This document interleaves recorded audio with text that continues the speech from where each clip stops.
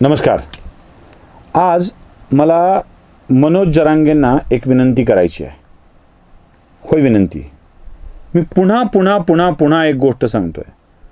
मिळणाऱ्या कुणबी प्रमाणपत्राला माझा विरोध असण्याचं कारण नाही, माझी विरोधात भूमिका असण्याचं कारण नाही. मराठा समाजाला आरक्षण मिळण्याच्या भूमिकेलाही माझा विरोध असण्याचं काहीच कारण नाही. उलट मिळालं तर अधिक चांगलं, त्यांच्याही कल्याणाचा मार्ग उघडेल अशी माझी प्रामाणिक भावना आहे. संपूर्ण प्रक्रियेमध्ये मी मनोज जरांगेंच्या भाषा, कार्यपद्धती आणि विशिष्ट लोकांना लक्ष्य करणे या प्रक्रियेवर आक्षेप व्यक्त करतो आहे. म्हणजे मनोज जरांगेंच्या मागणीला आक्षेप, त्यांची पूर्ण होऊ नये असलं काही वाटत नाही आम्हाला. पण ज्या स्वरूपाची भाषा जरांगे वापरत आहेत ती भय निर्माण करणारी आहे, शत्रुत्व निर्माण करणारी आहे, लोकांच्या घरादारावर नांगर फिरवणारी आहे. आत्तापर्यंत पाटील हा शब्द वापरावा की नाही हा प्रश्न पडतो मला, पण तरी वापरतो, सगळे वापरतात म्हणून.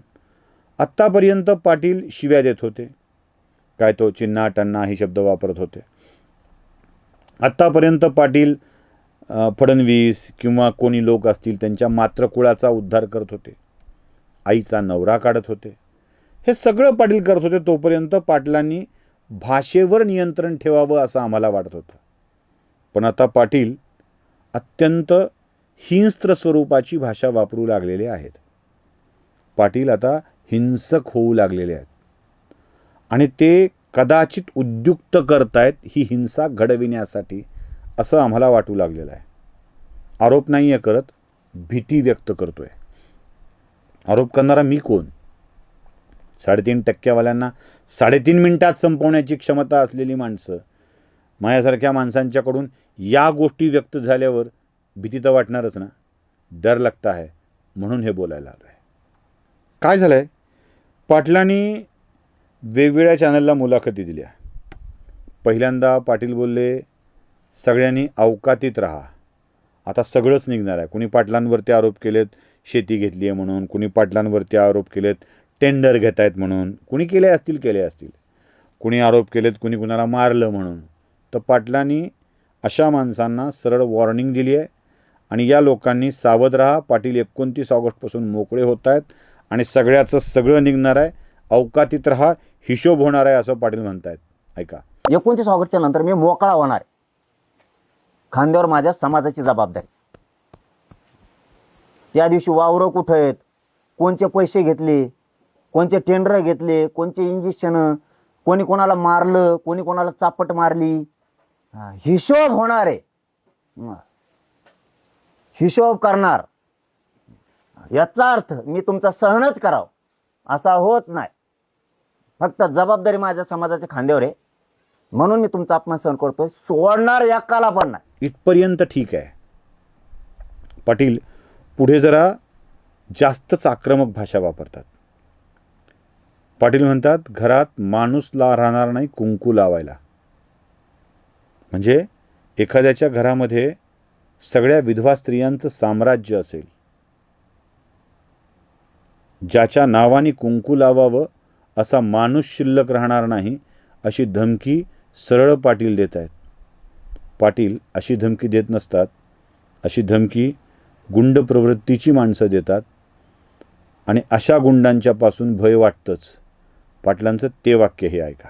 तुम्ही हाण्याचा विषय काढला ना, मनोज जरांगेच्या अंगावर बोट लावणारा सुद्धा मायका लाल पाहिलं इथून मागे बी नाही झाला, पुढे जाणार. त्या दिवशी माणूस त्याच्या घरात ठेवणार नाही माणूस कुकू लावायला. मी त्या समोर सांगतो, जातवा नावलं क्षेत्रीय टप्पर नाही 15-15 16 गावच्या अंगावर येते. गाव म्हणतो मी ते असले अंडुकले अंडायला तर मुजीतच नाही. पाहिलं काय आहे, समाजातल्या कुठल्या वर्गात भीती वाटणार आहे, कुठल्या वर्गात भीती वाटणार आहे. किती लोकांना अजून आपण अशा हिंसक कारवाया करण्यासाठी उद्युक्त करणार आहोत. किती लोकांना, कोण असतील मला माहीत नाही. कोण जमीन घेतल्याचा आरोप केला आहे, कोण वावर घेतल्याचा आरोप केला आहे. पाटलांची जातीविषयीची भावना तर कधी कधी उफाळून येते.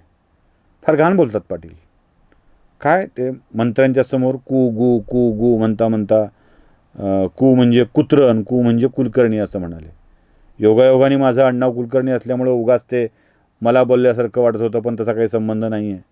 पण तेही ऐका.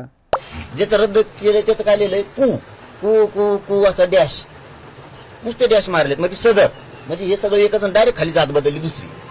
तर त्याच्या वर काय लिहिलंय गु गु गु.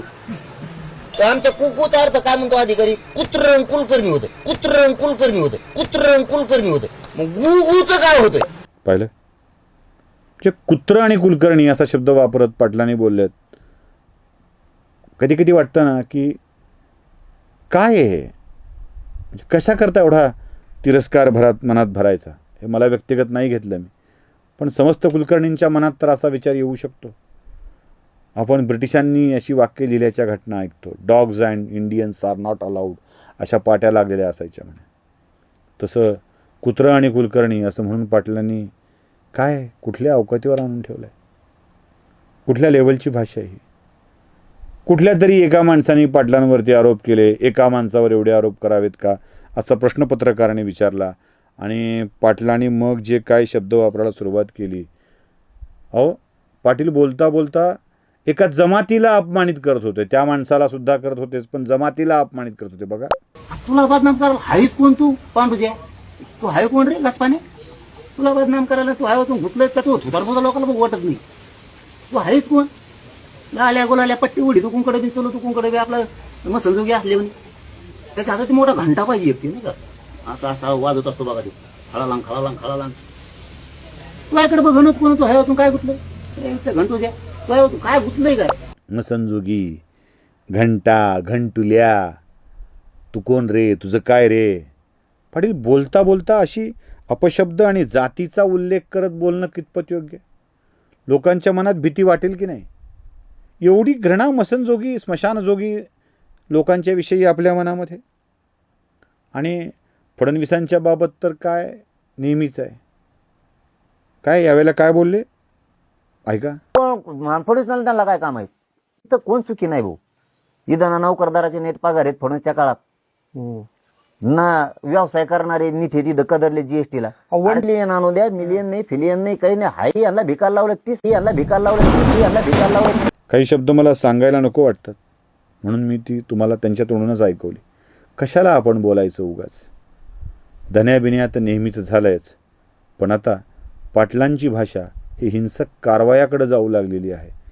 त्यांनी नाही केल्या तरी ती त्या लोकांना उद्युक्त करायला लावणाऱ्याकडे जाऊ लागली आहे. हेच जास्त भयावह आहे. नमस्कार.